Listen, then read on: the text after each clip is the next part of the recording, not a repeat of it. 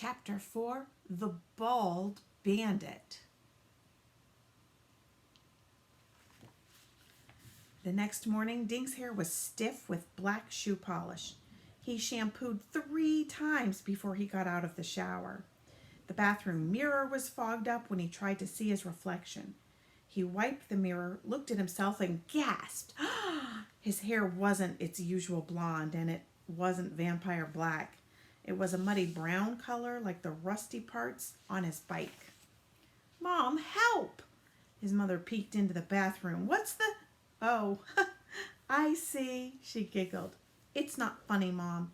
How am I supposed to go outside like this? My hair looks like it rusted." "Honey, lots of kids will have traces of makeup on their faces or color in their hair today. It's the day after Halloween." Dink rubbed a towel over his hair as hard as he could. He looked in the mirror. Now he had frizzy, rust-colored hair. "Be thankful it's Saturday," his mother said, smiling. "At least you don't have to go to school today." After breakfast, Dink jammed his baseball cap over his hair and headed for Josh's house. When Dink got there, Josh was already shooting hoops in front of his barn. He grinned at Dink. "What's wrong with your hair?" he asked. Dink yanked his hat off. "Take a look. The stupid shoe polish from last night won't wash out. I had to be a vampire, right? I couldn't just be a cowboy or an astronaut." Josh dribbled and took a shot. He missed the hoop. "So have you thought of a plan for finding that kid with the video?" Josh asked. "No," said Dink, jamming his hat back over his hair. "Well, what do we do now?" asked Josh. "Ask at more houses?" "I don't know," Dink said. "Now that Halloween is over, we'd look pretty suspicious. Besides, Greenlawn has hundreds of houses. We'd be knocking on doors for a month." Josh made a perfect shot. 2 points. "We have to use our heads instead of our feet," Dink said, grabbing the ball after Josh's basket. A door slammed behind them. "Uh-oh," Josh mumbled. "Josh, it's time to go," his mother called. "Come in and brush your teeth, please." "I have a dentist appointment," Josh said. "Call me later, okay?"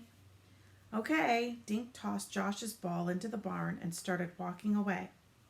"Hey!" Josh yelled behind him. "I think your new hair color looks just adorable." "Very funny," Dink muttered, tugging his hat down even tighter. "Maybe I'll cut my hair off," he thought. "Go to school bald on Monday."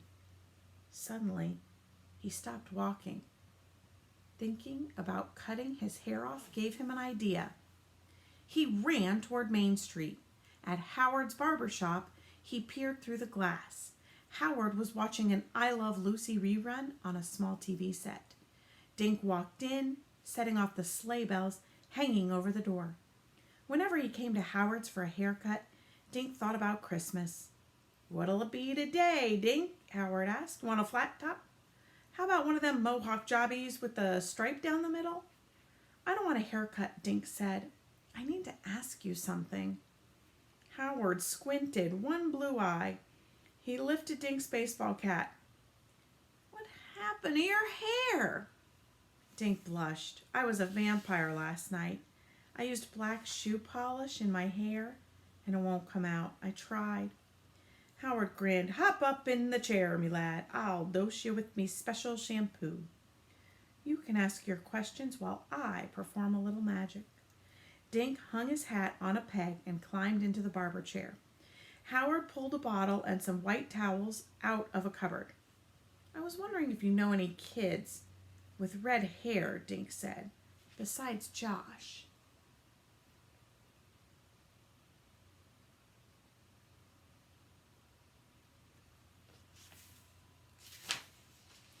Howard draped a towel around Dink's shoulders and pinned it in back.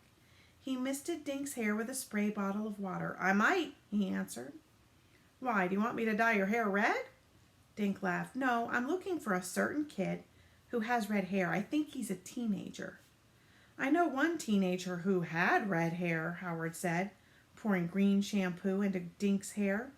"But I shaved it all off last week. Came running in here all excited, out of breath.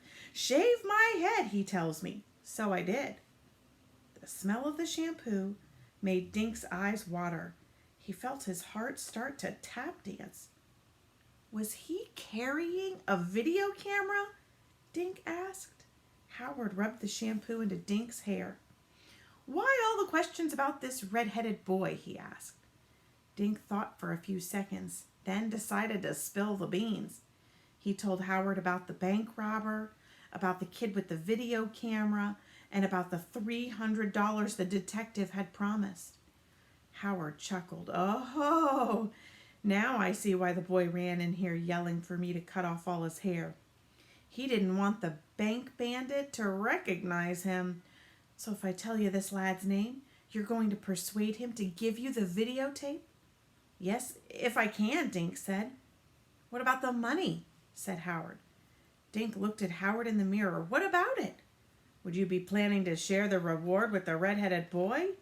Dink grinned. Sure. We'll give him half of what we get from the detective. That sounds like a fine idea. Howard rubbed Dink's hair vigorously. Dink watched in the mirror.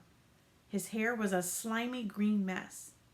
Does this stuff really get shoe polish out? He asked. Yep, invented it myself, Howard said. Secret recipe. I used it once to get bubblegum out of me granddaughter's hair. It took tar out of our dog's fur, too. Howard swung the barber chair around and lowered its back.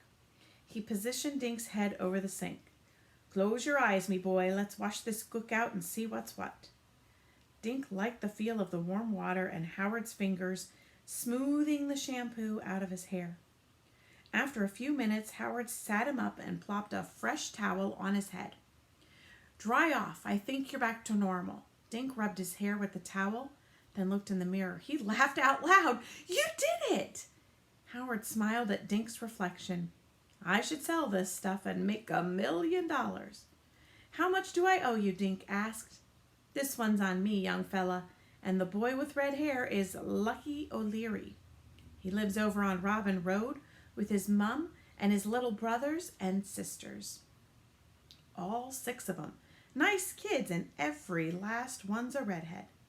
Howard grinned as he lowered the chair, except for Lucky, who suddenly decided to go bald. That's the end of chapter 4. Bye!